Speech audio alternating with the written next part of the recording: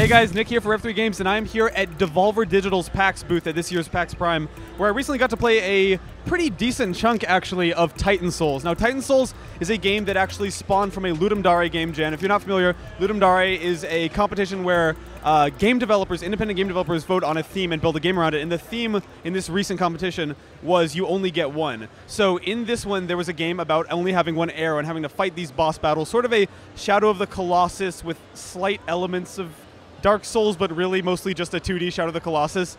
And the gimmick is that you have one arrow, you can fire that arrow, and then you can hold down the same shoot button to retrieve that arrow at any time. And the game is comprised entirely of boss battles. Now, the really cool thing about it is that the Ludum Dare demo was so popular that Devolver sought them out, I think back in like January, and offered them the chance to turn this into a big full-fledged game. And the game here that you're seeing today is a lot more substantial than that original 48-hour game jam demo. It's very, very polished with really, really great music, and what I love about it is not only do you get one arrow, you kind of just have one hit. So when you die, you're sort of in these boss encounters with these various there's a cube, there's a gelatinous blob that you fight, there's a giant sort of ice sculpture that bounces after you.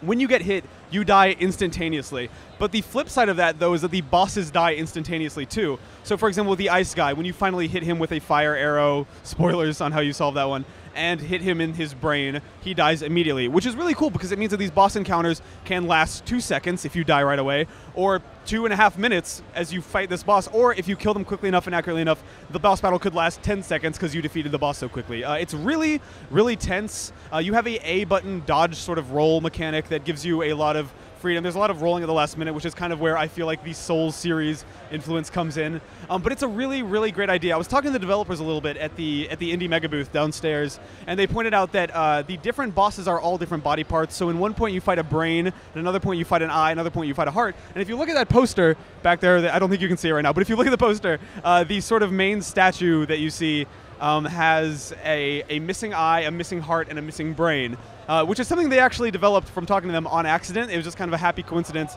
and then they built the game around that thematically. I got to fight 4 different bosses in this early build, but it says coming Q1 2015 at the end of the demo. I completely loved my time with it. It is a super refined, super polished idea, 2 buttons and an analog stick, but it's just, yeah, it is pure good boss battle design. I feel like the highest compliment I can give it is that some of these boss battles felt as good as the boss battles in Legend of Zelda Link Between Worlds on the 3DS last year, which is very high praise. But yeah, that's Titan Souls. You can go play the original Ludum Dare demo if you can't wait for the real game to come out next year. But in the meantime, thanks for watching. I finally got to play a little bit of Hotline Miami 2 Wrong Number. Now, I feel like everyone who has seen Hotline Miami 2 Wrong Number knows this, so it probably goes without saying, but I'm saying it anyway. It's a lot like Hotline Miami, but as someone who played through Hotline Miami probably 3-ish times total, that's really, really exciting. But there are minor differences.